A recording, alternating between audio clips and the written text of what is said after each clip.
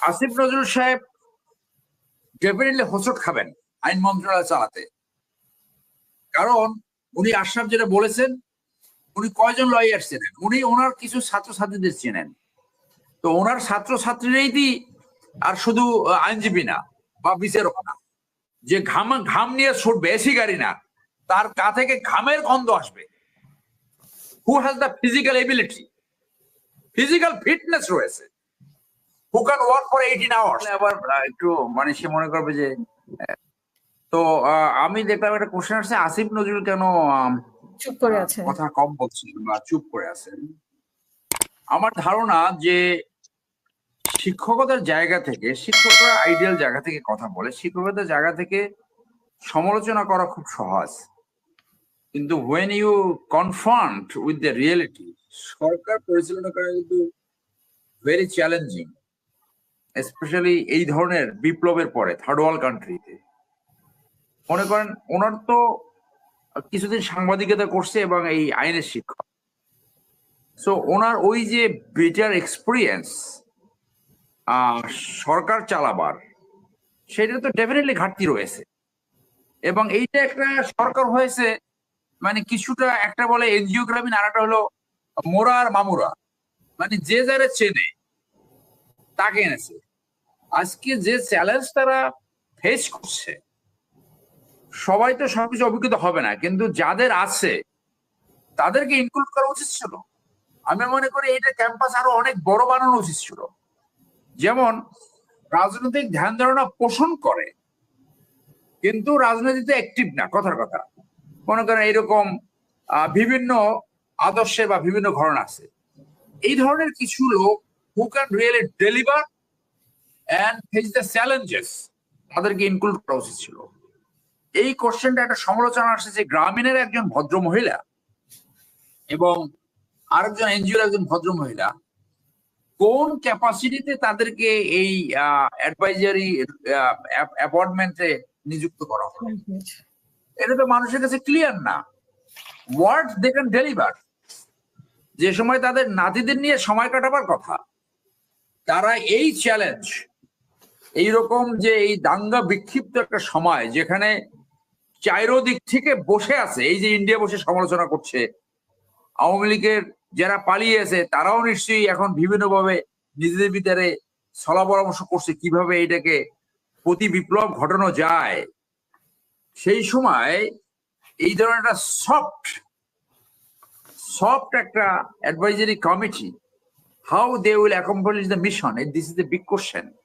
এর ভিতরে একজন ওই যে গ্রামীণের ভদ্রমহিলা, সে বোধহয় আবার সিঙ্গাপুরে চিকিৎসায় গেছে, she must make a statement যে সে সরকারের জনগণের টাকায় গেছে না নিজের টাকায় গেছে। তার উচিত ছিল বাংলাদেশে চিকিৎসা করা, এবং সে যদি এরপরও বিদেশে চিকিৎসা করতে চায় তার উচিত হবে একটা স্টেটমেন্ট দিয়ে যে আমি জনগণের টাকায় যাই না, আমার নিজের টাকায় চিকিৎসা করতে গেছি। না হলে you are setting a very bad example. So Asif Nazrul সাহেব ডেফিনেটলি হোঁচট খাবেন আইন মন্ত্রণালয় চালাতে। কারণ উনি আশরাফ যেটা বলেছেন, উনি কয়জন লয়ার চেনেন, উনি ওনার কিছু ছাত্রছাত্রীদের চেনেন। তো ওনার ছাত্রছাত্রীরাই আর শুধু আইনজীবী না বা বিচারক না। সো ওই যে সুন্দর একটা কথামালা ছড়িয়ে যে আশাবাদ উনি সৃষ্টি করেছেন মানুষের ভিতরে, সেই আশাবাদ কিন্তু আস্তে আস্তে ধুলায় মিশে যেতে পারে যদি এখনো টিম ঠিকভাবে গঠন করা না হয়। আমি মনে করি আজকে পররাষ্ট্র মন্ত্রণালয়ের একজন সহ অথবা একজন উপদেষ্টা থাকা উচিত ছিল। আইন মন্ত্রণালয় আরো দুইজন, স্বরাষ্ট্র মন্ত্রণালয় আরো দুইজন থাকা উচিত, আইন মন্ত্রণালয় আরো দুইজন থাকা উচিত। আপনার যোগাযোগ মন্ত্রণালয় যে উপদেষ্টা, সে কই? যোগাযোগ মন্ত্রণালয় এইরকম একটা সেট থাকা উচিত, আরো দুইজনে এখানে সহ অথবা থাকা উচিত, যারা রাস্তায় দৌড়তে পারবে। যে ঢাকা শহরে এই মুহূর্তে যে গাড়ি চলছে না, একদম ঢাকা শহর গত 7 দিন ধরে বকডাউন হয়ে আছে, ওয়ার ইজ দ্য অ্যাডভাইজার? তাকে তো আমি রাস্তায় দেখতে চাই। ওখানে পুরো traffic system, DC traffic, ADC traffic, sergeant, রাস্তায় ঘাম ছুটে যাবে, সেইটাই তো বিপ্লবের উদ্যোগ, সেইটাই বিপ্লবের আপনার অবজেক্টিভ।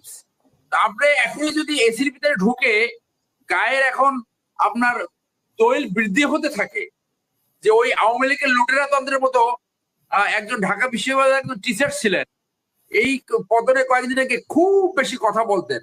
ওনার মাথার উপর থেকে যদি আপনি 1 ফোঁটা তৈল ফেলান, আর শেষ সেইটার নিচে থেকে 3 ফোঁটা পড়বে। 1 ফোঁটা তৈল যদি ফেলান ওনার মাথায়, এত তৈল জমছে তাদের শরীরে। তো আপনি যদি এখনই এই প্রোটোকল পেয়ে যদি এখন তৈলাক্ত হয়ে যান এবং ওজন বাড়তে থাকে, তাহলে you will not be able to deliver.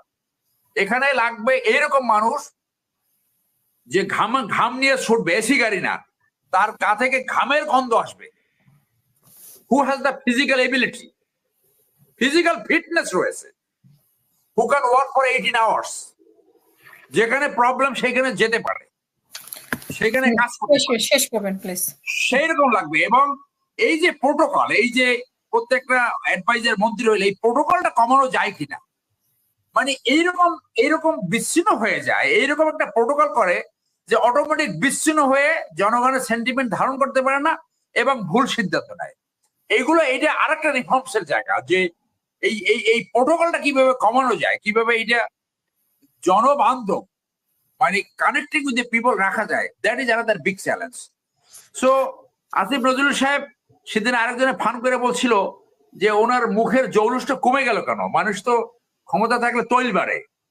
তো অনেকে আবার বলে যে চাপে পড়ে বোধহয় একটু আউল হয়ে গেছে, আর কি একটু হয়ে গেছে, একটু ইমব্যালেন্স হয়ে গেছে। তো আপনি যদি ইমব্যালেন্স না হন, আপনার সেই ব্যবস্থা করবেন। আপনার সাথে 2 জন সহ উপদেষ্টা নিচ্ছেন না কেন আপনি, যারা টেস্টেড অ্যান্ড গুড লয়ার অথবা বিচার বিভাগে চাকরি করেছেন, নিচ্ছেন না কেন? Who is stopping you? তো সেই জন্য তাদের কলবার বৃদ্ধি করতে হবে যদি এই চ্যালেঞ্জে উত্তীর্ণ। আর ফেল করলে শুধু আপনি ফেল করবেন না, আপনি ফেল কিন্তু সবাই, পুরো বাংলাদেশের মানুষ ফেল করবে, জাতি ফেল করবে। আর আপনি যদি ফেল করেন তাহলে কিন্তু আপনার আবার ওই যে দুর্বৃত্তিত রাজনীতির কারো না কারো প্রোটেকশনে চলে যেতে পারেন। আর তা যদি না হয় তাহলে কিন্তু আবার ওই কলা পাতার মতো মানিকের মতো হয়ে যেতে পারেন। So you must plan accordingly, you must plan and build your team.